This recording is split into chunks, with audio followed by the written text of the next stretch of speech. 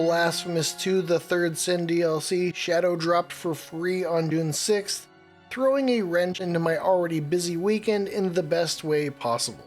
And now that I've played through and beaten the DLC, I'm going to share my thoughts about the Third Sin. Overall, I thought it was a top-notch experience, although I do have a bit of a hot take I'll discuss a bit later. But the first and most obvious statement is that the Third Sin is Castlevania is hell and feels like a love letter to the series, and I'm all for it. Are you paying attention, Konami? But while the visuals and new weapon clearly evoke Castlevania, it still manages to set a very blasphemous tone. Which brings me to the story. The Third Sin has a nice self-contained story with a sort of 3-act play setup. I enjoyed the shift to the gothic castle setting being accompanied by a gothic horror tale that evokes Poe's Mask of the Red Death. And this complements the main story of Blasphemous II well with its Plague of the Miracle.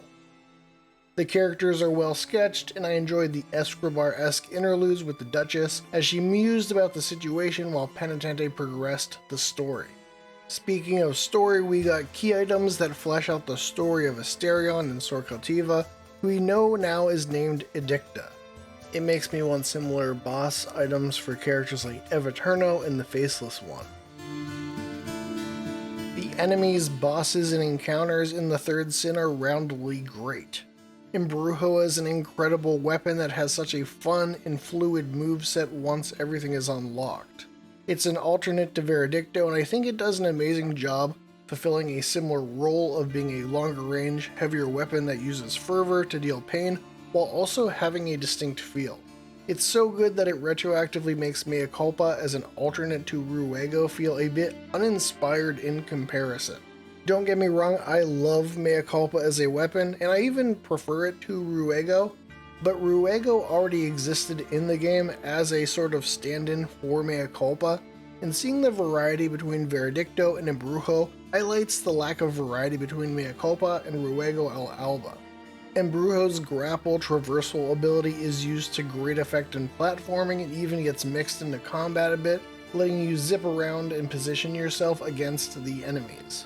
Beyond Embrujo, you can get 3 servants in the DLC. You choose one to bring along and they either fight or buff you depending on the familiar and will get stronger as you use them more. They do make the game a bit easier in a way that I'm not sure I need, but I love having a little murder butler. And the enemies are great. The standouts for me are the big Minotaur boys and saw-chucking lads who are not pushovers and are mixed into encounters in delightfully evil ways. And those executions are so tasty. And then the Duchess herself is a really fun fight that I think is challenging and has a nice progression. She's not the hardest boss for an endgame character.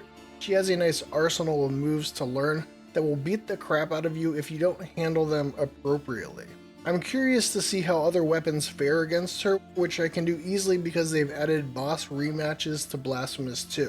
There's an added entrance in the City of the Blessed Name that lets you face off against any boss you've already beaten, which I think is a really cool feature. Okay, hot take time. While I think the level design of the Third Sin is perfectly adequate, it did feel just a bit by the numbers to me. And to be clear, that's not me talking about the gothic Castlevania aesthetics. The atmosphere and tone are wonderful, and I do like the combat encounters and platforming. But the overall structure of the Third Sin and gameplay identity of the levels felt just a bit "here's more blasphemous" to me. The DLC had a strong start for me when it rejected me from entering the mist.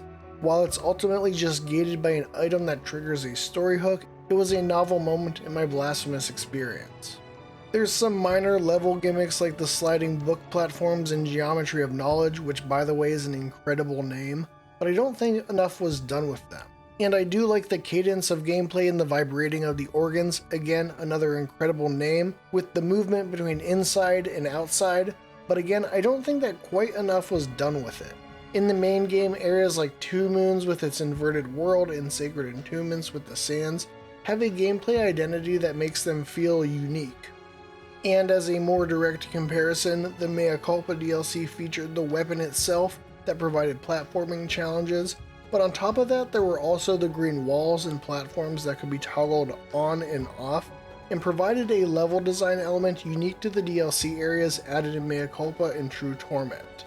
So while the level design in the Third Sin feels competent with good combat encounters and platforming challenges, I wish there was a bit more to the identity of the level design in the areas of the DLC.